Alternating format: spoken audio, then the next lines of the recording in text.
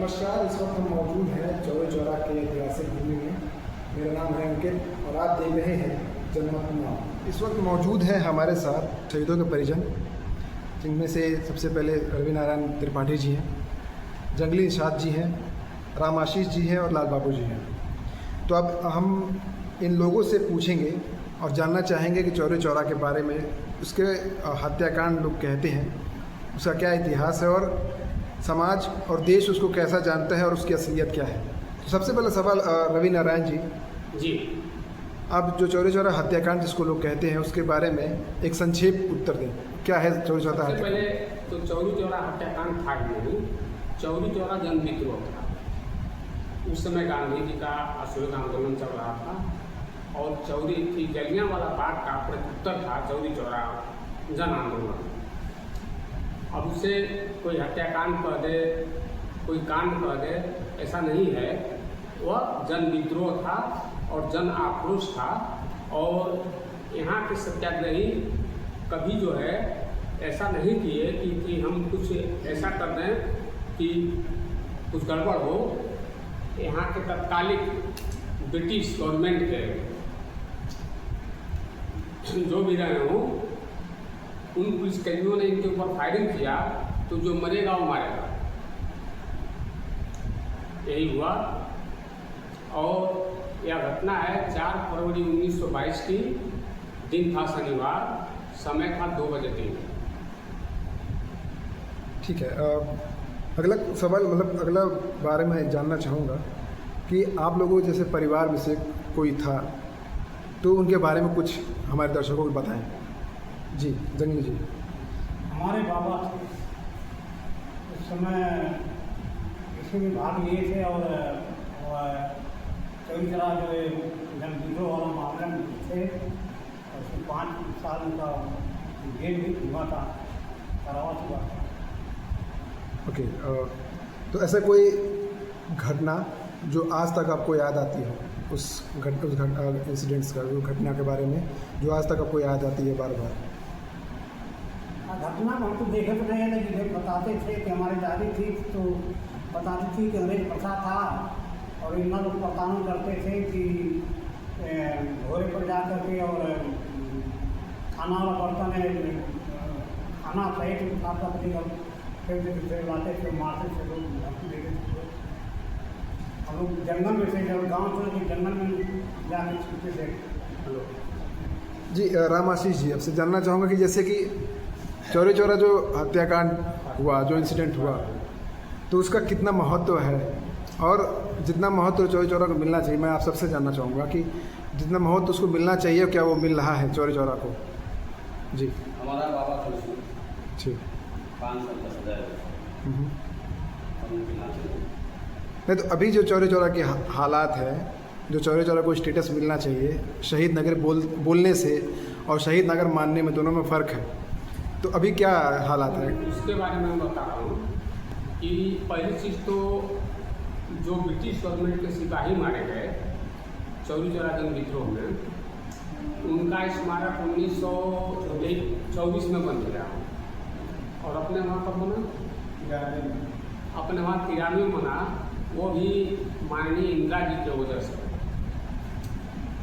तो इसे आप भारतीय दृष्टिकोण से, अपने पसंदीदा दृष्टिकोण क्या कहेंगे कि हमारे जो सेनानी थे उनको सम्मान 93 में मिला और जो अंग्रेज़ों के गुलाम थे, तरह गुलाम मान लीजिए, सभी लोग गुलाम थे, उनको 1924 में ही मिल गया। उनका स्मारक आज भी स्थापित है, आप थाने में जाइए। ठीक है। उसमें 23 नाम है। नहीं, तो मैं आज की बात करना चाहूँगा कि जैसे कि चौरी चौरा का जो महत्व मिलना चाहिए, वो महत्व अभी है क्या? चौरी चौरा जैसे कि बहुत सारे जलियांवाला बाग को हम नेशनल लेवल में मनाते हैं, उसको टूरिज्म का भाग बन गया।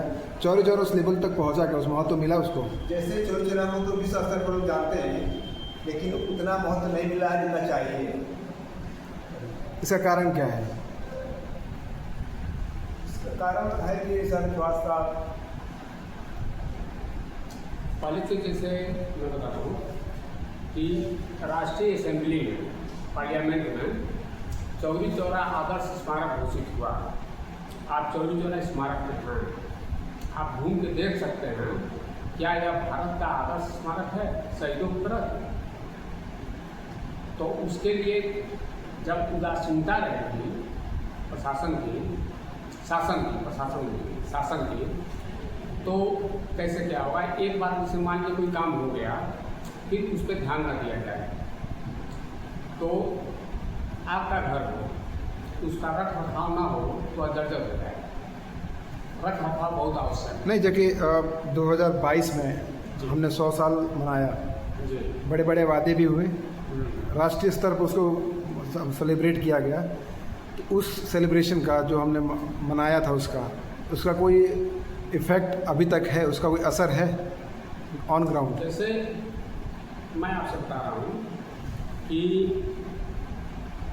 इंदिरा जी प्रधानमंत्री थी, उन्होंने यहाँ का शिलान्यास किया, बनने के बाद तैयार हुआ, नरसिंहा राव ने इसका उद्घाटन किया। उसके बाद 22 में जो आप कह रहे हैं, माननीय मुख्यमंत्री जी यहाँ आए हुए थे और बहुत एक्टिव लग रहे थे और थे भी, और माननीय हमारे प्रधानमंत्री जी ने वर्चुअल संबोधन भी किया यहाँ के लिए। तो एक तरह से आप मान लीजिए कि हमारे वहाँ 3 प्रधानमंत्री की उपस्थिति हो चुकी है, वर्चुअल ही रहे सही। तो लेकिन उसका यह है कि हमारे शहीद परिजनों के प्रति कोई, और चौरी चौरा के प्रति कोई शासनिक कोई बहुत वह नहीं है कि जिसे हम लोग यह कहा जाए कि सराहा जाए कि खूब बढ़िया हो रहा। हम लोगों के बहुत मतलब नहीं है, मतलब यह है कि यह स्मारक यह हमारे परिजनों के, हमारे पुरखों का धरोहर है और इसे कम से कम सुसज्जित तो होना चाहिए।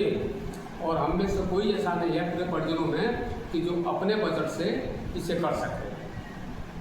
ऐसा बजट रहता तो हम लोग कर लेते, किसी से करते ही। गोरखपुर जिले में चौरी चौरा पड़ता है, तो मुख्यमंत्री जी का तो यहाँ पर जैसे चौरी चौरा में बहुत विशेष ध्यान रहता है। उन्हीं की कृपा से पहले यहाँ पर ओवरब्रिज नहीं था, ओवरब्रिज भी हम लोग को मिल गया है। हो सकता है 5-6 महीने के अंदर भी चालू हो जाए। उसके बाद उन्हीं के प्रयास से जो रोड था वो भी नहीं था, लेकिन आज रोड भी बन गया है। इसीलिए उनकी कृपा से बहुत यहाँ काम हुआ है, लेकिन थोड़ा बहुत जो कमी है हो सकता है हम लोग ध्यान रखने से करेंगे, हो सकता है। कोई बात जो समाज से कहना चाहते हो आप लोग? समाज से यही अपेक्षा है कि वह सभी सामाजिक व्यक्ति, यहाँ पूरे भारत से लोग आते हैं घूमने, सिर्फ चौरी चौरा के नाम पे। तो जो हमारे लोकल समाज के लोग हैं, हम लोग यही अपेक्षा करते हैं कि जो यहाँ आए उन शहीदों का सम्मान करें और सिस्टम से रहें और अपना कार्य करें और घूमने टहलने करें। ठीक है, तो आखिरी में मैं आपसे बस चाहूँगा कि हमारे वेबसाइट पर जो पाठक हैं उनके लिए आप क्या संदेश देना चाहेंगे? हमारे वेबसाइट पर जो पाठक आपको पढ़ेंगे, आपको देखेंगे, उनके लिए क्या संदेश है?